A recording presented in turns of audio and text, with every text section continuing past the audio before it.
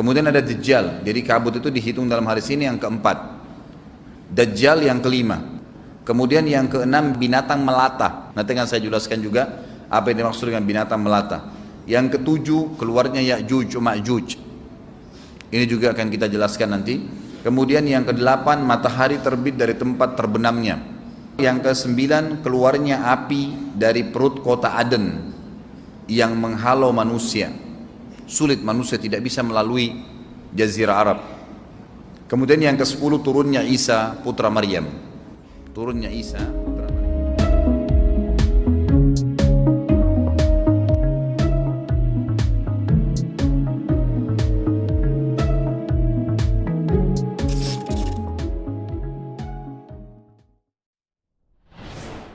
Sepuluh tanda-tanda kiamat besar yang disebutkan oleh Nabi SAW. Kata beliau, amblasnya bumi di belahan timur yang pertama, terjadi gempa besar. Sebagian ulama hadis mengatakan bagian Asia, di mana Allahu alam. Tapi ini tanda-tanda kiamat besar akan terjadi nanti. Kemudian terjadi lagi longsor bumi di belahan barat. Sisi barat bumi kita tahu wilayah Afrika dan seterusnya. Kemudian amblasnya bumi di Jazirah Arab. Ini yang dimaksud dengan amblasnya bumi, artinya longsor yang besar, yang sulit lagi untuk ditimbun, udah nggak bisa ditimbun, nggak bisa diperbaikin. Kalau di situ ada kota, ada kampung, pasti hancur udah. Tiga sekaligus terjadi longsor di tiga titik yang berbeda dan secara waktu atau dalam waktu yang bersamaan. Ini sudah selangsung tiga tanda-tanda kiamat. Jadi pada saat terjadi di timur itu tanda-tanda kiamat besar satu, terjadi di barat tanda-tanda kiamat besar dua, terjadi di Jazirah Arab tanda-tanda kiamat besar tiga. Kemudian di dalam hadis ini disebutkan secara beracak. Nanti sebentar setelah saya terjemahkan hadis ini saya akan sebutkan urutannya.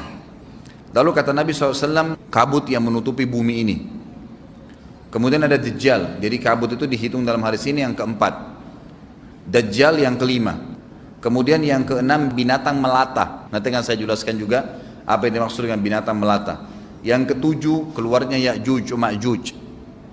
Ini juga akan kita jelaskan nanti. Kemudian yang kedelapan matahari terbit dari tempat terbenamnya. Yang kesembilan keluarnya api dari perut kota Aden yang menghalau manusia. Sulit, manusia tidak bisa melalui Jazirah Arab. Kemudian yang ke-10 turunnya Isa putra Maryam. Turunnya Isa putra Maryam. Tentu saya katakan tadi hadis ini disebutkan dan disepakati oleh para ulama sifatnya teracak. Karena cukup banyak dalil-dalil yang lain yang mengurut kejadian ini. Urutan yang pertama dari 10 ini adalah keluarnya Dajjal. Ini urutan pertama. Dajjal, jemaah sekalian, adalah diambil dari kata-kata Dajjalah yang berarti kekacauan. Ciri-ciri Dajjal disebutkan dalam banyak hadis yang sahih adalah mata kanannya yang paling pertama rusak seperti anggur kering. Kata Nabi SAW dalam hadis sahih, ketahuilah Dajjal buta mata kanannya dan Tuhan kalian tidak buta, karena dia akan mengaku sebagai Tuhan. Kemudian dia orangnya memiliki kulit yang kehitam-hitaman serta memiliki dahi yang lebar. Setiap orang beriman bisa membaca di dahinya tertulis 3 huruf kafara. Semua orang yang ngerti tulisan Arab, tidak ngerti tulisan Arab akan bisa tahu dan baca itu kafara, kufur.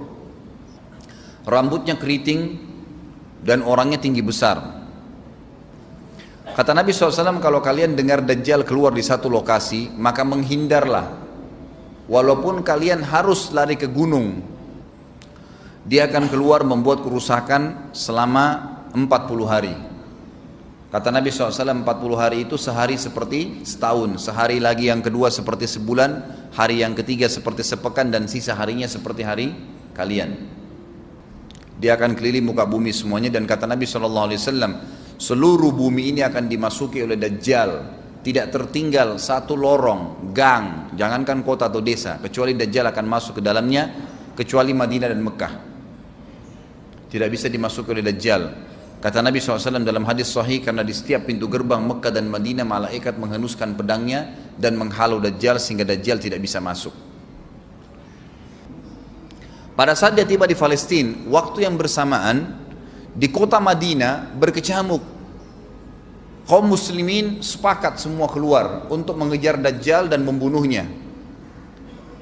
Keluar dari kota Madinah satu orang yang namanya seperti namanya Nabi Muhammad SAW, Muhammad bin Abdullah, dan dia dari turunan Nabi SAW juga. Dan orang ini punya julukan Mahdi, dikenal dengan Imam Mahdi. Inilah tanda-tanda kiamat yang kedua. Pada saat dia tiba di Mekah, dibaiatlah oleh banyak kaum muslimin, tidak disebutkan jumlah pasukannya, maka terbentuklah pasukan jihad yang mengejar Dajjal menuju ke Palestina. Lalu keluar tanda-tanda kiamat tiga, langsung berentetan semua. Tanda-tanda kiamat besar yang ketiga adalah pada saat pasukan Imam Mahdi dengan pasukan jihad itu tiba di Darul Baydha namanya. Hadis menyebutkan di menara itulah, di masjid itulah Imam Mahdi mampir sholat asar bersama pasukannya. Dikatakan Isa alaihissalam akan turun sambil memegang kedua sayapnya malaikat, dan dari rambutnya yang basah meneteskan air. Maka dia pun turun, lalu kemudian dia masuk, dan orang-orang pada saat itu mengenalnya kalau dia adalah Isa, dan mereka sudah tahu ini masanya keluarnya Dajjal. Ini Mahdi sudah ada, mereka tahu akan turun Isa, sudah ada informasi seperti saya sampaikan ke Bapak Ibu sekarang, itu muslimin di zaman itu sudah tahu semua. Sholatlah mereka, kemudian mereka menuju ke Palestina. Ringkas cerita adalah Nabi Isa alaihissalam akhirnya tiba dengan pasukan mujahidin di depan pintu gerbang Babulut. Dajjal mengatakan, bukakan pintu gerbang, mereka tidak akan mampu melawan kita karena pasukannya mereka banyak memang. Maka Dajjal dengan sombongnya menunggu di depan pintu gerbang. Pada saat dibuka, Dajjal kaget melihat ada Isa alaihissalam. Dan pada saat itu kata Nabi SAW, Dajjal faham kalau sudah tiba ajalnya. Begitu melihat Isa alaihissalam, dia lari dan badannya sambil meleleh di depan para pengikutnya. Pada saat Dajjal mati, pengikutnya pada ketakutan semua. Mereka anggap Dajjal Tuhan, mereka anggap Dajjal orang yang perkasa lah, orang yang kebal lah, beragam macam kelebihan. Mereka kaget pada saat mati. Maka bertebaranlah mereka dan akhirnya mereka sembunyi di bawah pohon dan di atas batu. Kemudian batu dan pohon akan memberikan penjelasan, hai muslim ini Yahudi, bunuhlah. Maka dibunuhlah pada saat itu mereka. Lalu Nabi Isa alaihissalam memimpin di muka bumi, dan kata Nabi SAW, pada saat itu Islam, agama Islam yang dibawa oleh Nabi SAW akan masuk ke semua rumah di muka bumi, gak tersisa. Satu dunia ini semuanya Islam. Hadis sahih. Maka Nabi Isa alaihissalam memimpin pada saat itu, disebutkan dalam hadis 40 tahun dengan ketenangan menerapkan hukum Islam. Semuanya beriman kepada Allah subhanahu wa ta'ala dan menjadi muslim. Setelah itu keluar tanda-tanda hari kiamat besar yang keempat, yaitu keluarnya Ya'juj dan Ma'juj. Nabi SAW sebutkan ciri-ciri mereka. Mata mereka sobekannya kecil sehingga mata mereka kelihatan seperti sipit, tapi bola matanya besar. Mereka memiliki rambut yang keriting, dan mereka memiliki poster yang umumnya seperti poster manusia. Ada hadis yang berbunyi mereka akan mendatangi sebuah sungai, kalau tidak salah namanya sungai Tibria, airnya banyak mengalir. Kata Nabi SAW, mereka semua minum air sungai itu, dan yang terakhir dari mereka datang sudah nggak dapat air. Artinya air sungainya habis diminum. Bayangin berapa banyak jumlahnya tuh. Pada saat itu Nabi SAW mengatakan, Allah berfirman kepada Isa, berkata, wahai Isa, aku akan mengeluarkan hamba-hambaku yang tidak ada seorang pun dari kalian bisa mengalahkannya, termasuk Isa alaihissalam, nggak bisa mengalahkan. Maka selamatkanlah dirimu bersama dengan pengikut-pengikutmu ke Gunung Tur namanya. Jadi memang Ya'juj ini ciri khasnya, kata Nabi SAW, mereka memakan apa saja. Jadi bukan seperti manusia normalnya. Mereka membunuh semua yang bukan seperti mereka. Sampai-sampai kata Nabi SAW, tidak ada yang bisa mengalahkan mereka, dan jumlah mereka sangat banyak. Salah seorang di antara mereka tahu dia akan mati kalau sudah punya 1000 anak. Kata Nabi SAW dalam hadis Bukhari, kecelakaanlah bagi orang-orang yang ada di Jazirah Arab. Kemungkinan besar makna ini adalah tempat mereka dekat dengan Jazirah Arab. Kata Nabi SAW, kecelakaan bagi orang-orang yang Jazirah Arab karena telah terbuka dari lubangnya Ya'juj Ma'juj sebesar ini. Udah kasih isyarat dengan jari ibu jari sama jari tengahnya. Artinya mereka sudah bisa melihat keluar. Pada saat mereka keluar, maka mereka akan mulai membuat kerusakan. Kata Nabi SAW di dalam hadis sahih riwayat Imam Bukhari, bahwasanya Ya'juj Ma'juj akan membunuh siapapun yang mereka temui. Bahkan pada saat mereka sudah merasa menguasai bumi, mereka melepaskan anak-anak panah mereka ke langit. Lalu Allah menurunkan anak-anak panah mereka sebagai fitnah dipenuhi dengan darah. Maka mereka berkata, kami telah membunuh semua yang ada di bumi dan semua yang ada di langit. Kata Nabi SAW, Allah lalu mengizinkan Isa untuk berdoa kepada Allah agar memusnahkan mereka. Maka Isa alaihissalam pun akhirnya berdoa, meminta kepada Allah subhanahu wa ta'ala agar mereka semua dimusnahkan. Maka pada saat itu pun Allah subhanahu wa ta'ala menurunkan kepada mereka hama. Sebagian hadis menyebutkan serangga kecil seperti cacing, banyak sekali yang menimpa tubuh-tubuh mereka, setiap orang satu, dan itu membuat mereka mati. Kemudian setelah itu Isa alaihissalam memimpin lagi di muka bumi sampai beliau meninggal. Setelah Isa alaihissalam meninggal, kembali lagi sebagian besar manusia berbuat kekufuran. Maka Allah subhanahu wa ta'ala keluarkan tanda-tanda kiamat besar yang kelima. Yang kelima ini adalah keluarnya hewan atau binatang melata. Binatang melata ini disebutkan dalam hadis yang sahih riwayat Bukhari, bahwasanya Allah SWT akan keluarkan, tapi tidak disebutkan dari bumi mana dia keluar. Dia akan keluar hewan melata yang bisa berbicara seperti manusia dan badannya dipenuhi dengan bulu. Allahu a'lam bagaimana. Kemudian dia datangi orang-orang yang kufur tersebut dan menasihatin dan mengingatkan mereka. Yang tidak mau beriman, dalam hadis dikatakan dicap oleh hewan tersebut. Allahu a'lam dicap seperti apa, sehingga ketahuan mana yang kafir, mana yang beriman. Terus dia keliling di muka bumi tapi tidak disebutkan berapa lama. Lalu kemudian Allah lenyapkan si dabbah ini. Kemudian datang tanda-tanda kiamat yang ke-6. Tanda-tanda kiamat yang ke-6, 6, 7, 8. Itu berentetan semua. Longsor besar di timur, di barat, dan di jazirah Arab. Ini tanda-tanda kiamat terjadi serentak.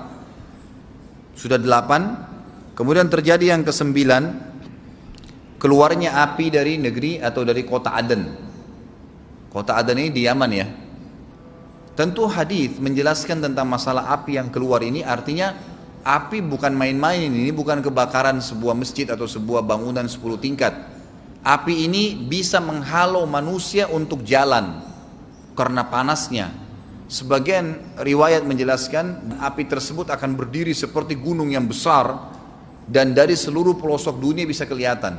Kita bisa bayangkan bagaimana itu, yang akhirnya akan menggiring atau menghalangi orang-orang untuk jalan, susah.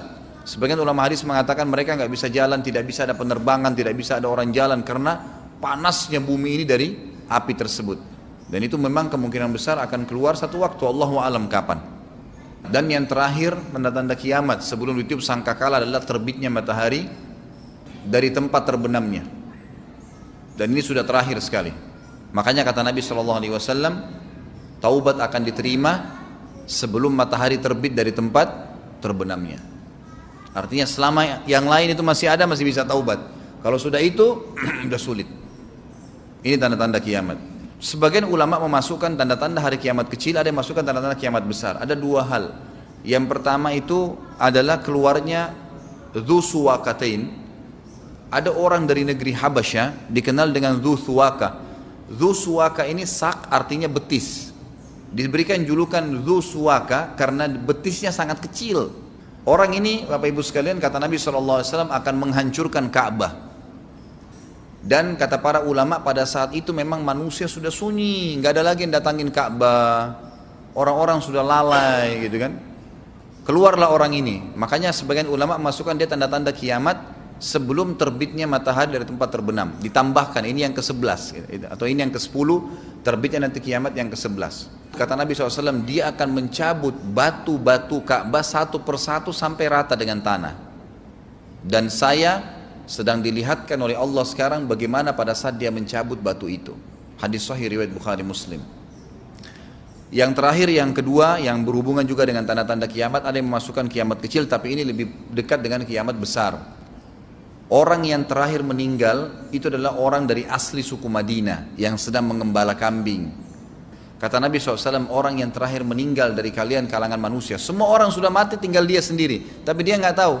Dia lagi mengembala kambing, kemudian dia masuk dengan gembalanya ke kota Madinah, ditemukan semuanya tidak ada kehidupan. Nggak ada orang, nggak ada binatang, nggak ada apa-apa, tinggal dia sendiri. Pada saat dia meletakkan telapak kakinya di kota Madinah, maka pada saat itu dia meninggal. Dan inilah manusia terakhir meninggal sebelum ditiup sangkakala terakhir. Allahu a'lam.